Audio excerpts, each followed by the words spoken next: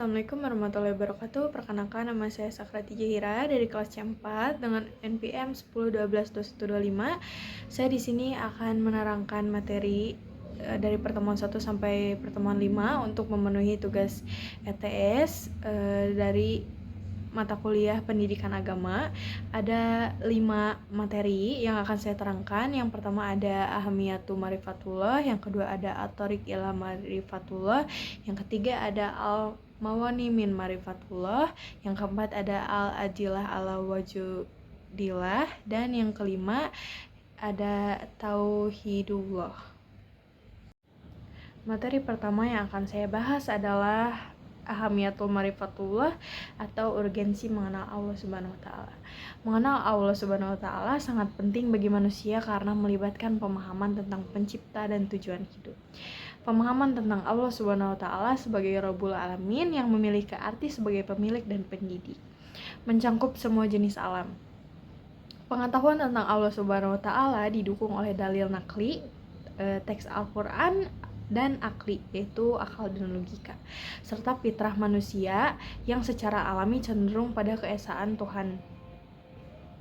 Dalil nakli seperti Quran surat Al-Na'am ayat 6 menegaskan kebenaran risalah Nabi Muhammad SAW, sementara dalil akli diperoleh dari ayat-ayat kauniyah atau alam semesta yang menunjukkan harmoni sistem alam semesta yang tidak kebetulan.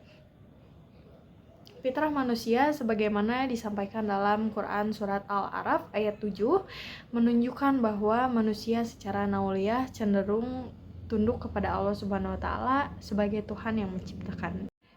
Dan marifatullah itu sendiri adalah mengetahui, mengenal, dan mempelajari tentang Allah Ta'ala. Akan menumbuhkan simar atau buah atau hasil dari yang kita peroleh dari kita mengenal Allah di dalam jiwa, yang menimbulkan meningkatnya iman dan takwa kita terhadap Allah Subhanahu wa taala. Keimanan dan ketakwaan itulah yang menjadi jalan bagi manusia untuk mendapatkan berbagai karunia di dunia dan di akhirat. Ada beberapa poin yang Allah janjikan kepada kita ketika kita bertakwa kepada Allah Subhanahu wa taala atau mengenal Allah Subhanahu wa taala, yaitu yang pertama ada Al-Huriyah, yaitu kemerdekaan, yang kedua ada At-Tumaninah, yaitu ketenangan, yang ketiga ada Al-Barakat, yaitu keberkahan atau berkat dari Allah, yang keempat ada Hayatut Tabiyah, kehidupan yang baik di dunia maupun di akhirat. Yang kelima ada Dukhulu Jannah, yaitu dimasukkan ke dalam surganya Allah. Yang keenam terakhir ada Mardatillah atau keridhaan Allah Ta'ala. Di materi pertemuan kedua saya akan menjelaskan At-Thariq ila Marifatullah atau cara menuju Marifatullah. Manusia diciptakan oleh Allah Subhanahu wa taala dengan membawa anugerah dan fitrah dalam dirinya mengenai hal ini. Allah telah berfirman dalam Quran surat Ar-Rum ayat 30. Maka hadapkanlah wajahmu dengan lurus kepada agama Allah Subhanahu wa taala, fitrah Allah yang telah menciptakan manusia.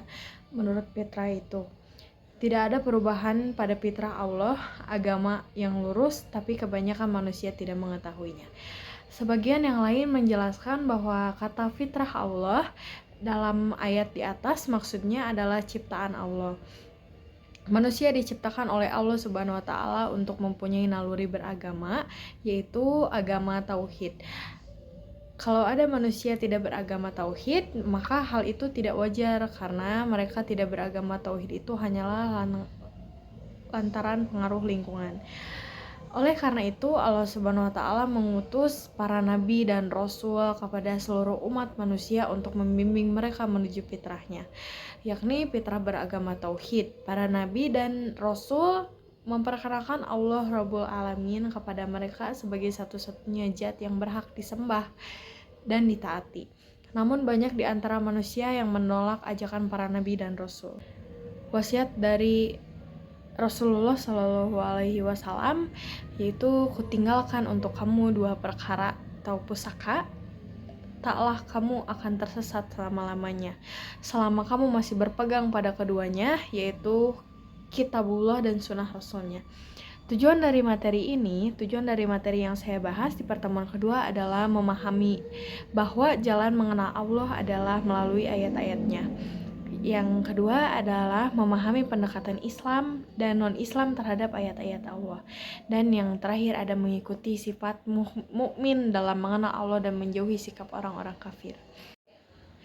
Menurut Buya Hamka dalam tafsir Al-Azhar menjelaskan bahwa surat Al-Imran ayat 190 berisi tentang arahan Allah Subhanahu wa taala kepada hambanya untuk merenungkan alam langit dan bumi. Allah Subhanahu wa taala mengarahkan agar hambanya menggunakan pikirannya dan memperhatikan pergantian antara siang dan malam. Semua itu penuh dengan tanda kebesaran Allah. Siapa yang mampu memahami bahwa penciptaan langit dan bumi serta penggantian siang dan malam merupakan tanda kekuasaan Allah, disebut ulul albab. Menurut ilmu tafsir, mereka jugalah orang yang memiliki akal sempurna dan memiliki kecerdasan. Sedangkan menurut Sayyid Qutb, mereka adalah orang-orang yang memiliki pemikiran dan pemahaman yang benar.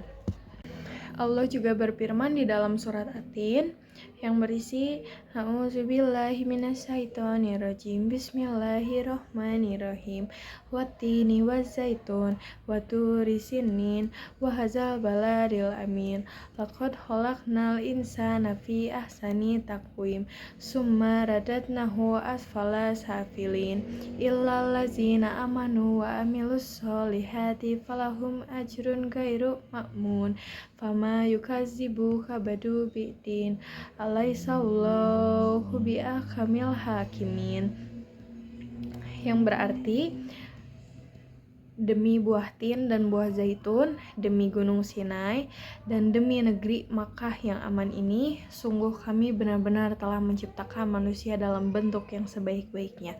Kemudian kami kembalikan dia ke tempat yang serendah-rendahnya, kecuali orang-orang yang beriman dan mengerjakan kebajikan. Maka mereka akan mendapatkan pahala yang tidak putus-putusnya. Maka apa alasanmu, wahai orang kafir, mendustakan hari pembalasan setelah adanya bukti-bukti itu? Bukanlah Allah Hakim yang Maha Adil?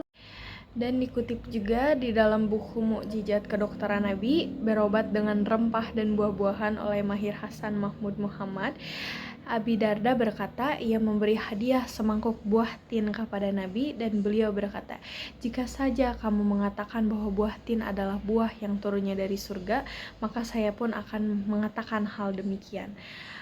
Karena buah dari surga tidaklah asing, buah surga itu tanpa biji, makanlah ia karena dapat menghentikan wasir dan bermanfaat menyembuhkan encok. Ibnu Qayyim dalam Ja'dul Madad. Di materi pertemuan ketiga, saya akan membahas al-mawani, yaitu penghalang mengenal Allah Subhanahu wa taala. Di dalam materi ini terdapat dua sifat manusia yang menjadi penghalang untuk mengenal Allah Subhanahu wa taala, yaitu ada sifat yang berasal dari penyakit syahwat dan yang kedua adalah berasal dari penyakit subhat. Saya di sini hanya akan membahas tentang sifat-sifat tersebut dan apa saja kita akan membahasnya.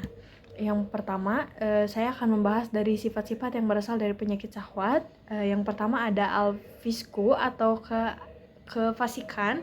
Orang fasik senantiasa melanggar perintah dan larangan Allah, terpaku pada kehidupan dunia dan tidak memikirkan kehidupan di akhirat. Mereka sibuk dengan urusan duniawi yang menghalangi mereka mengenal Allah Subhanahu wa taala.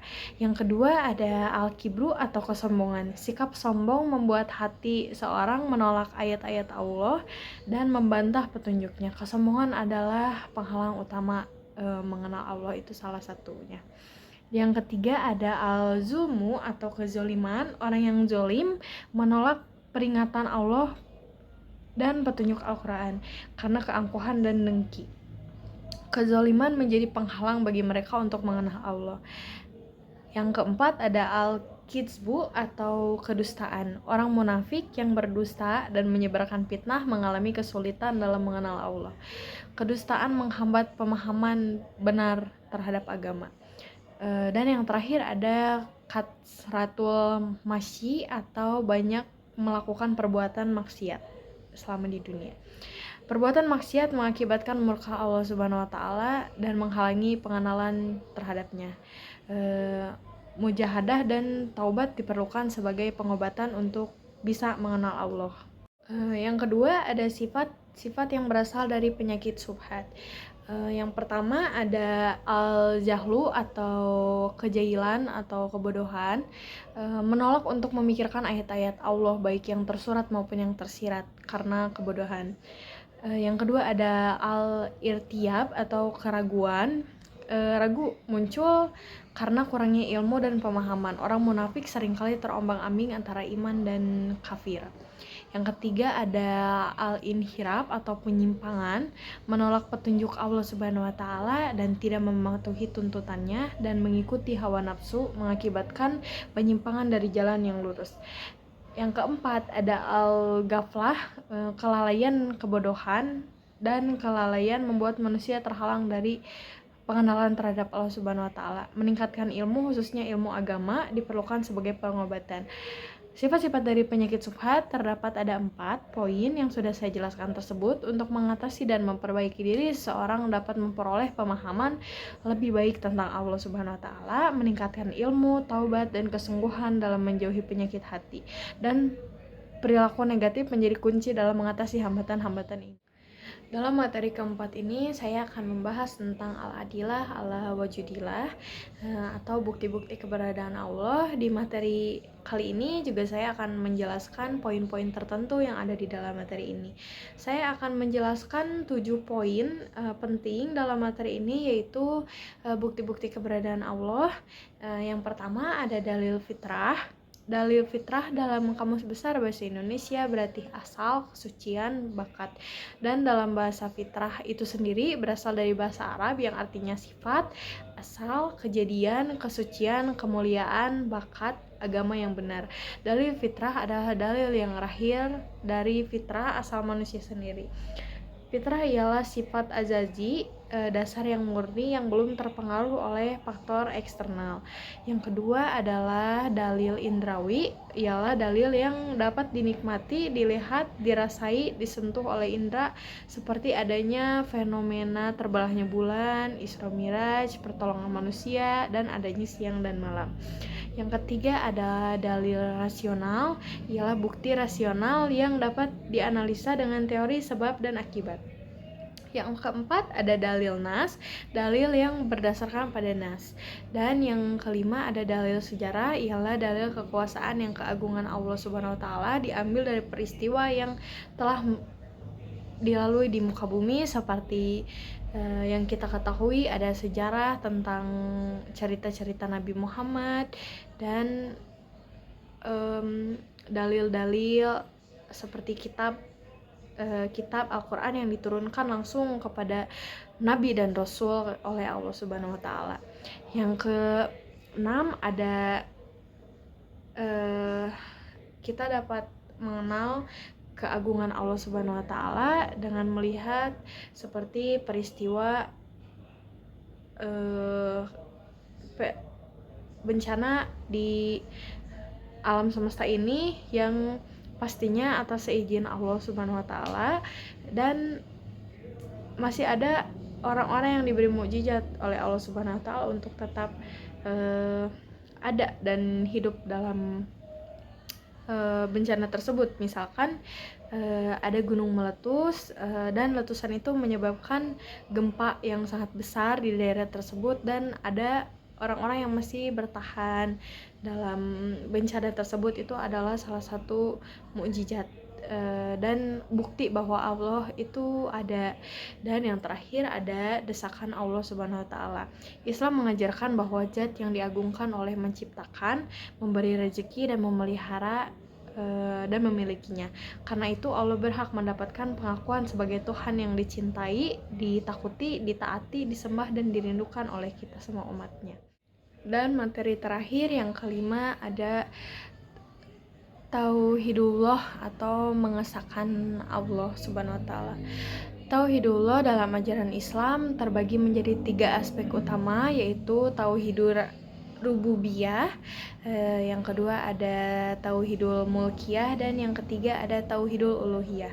Yang pertama kita akan menjelaskan tauhidul rububiyah mengacu pada mengesahkan Allah Subhanahu wa taala sebagai pencipta, pemberi rezeki dan pemilik segala sesuatu. Allah diakui sebagai satu-satunya Khalik atau pencipta, Raqiq atau pemberi rezeki, dan Malik atau yang maha memiliki.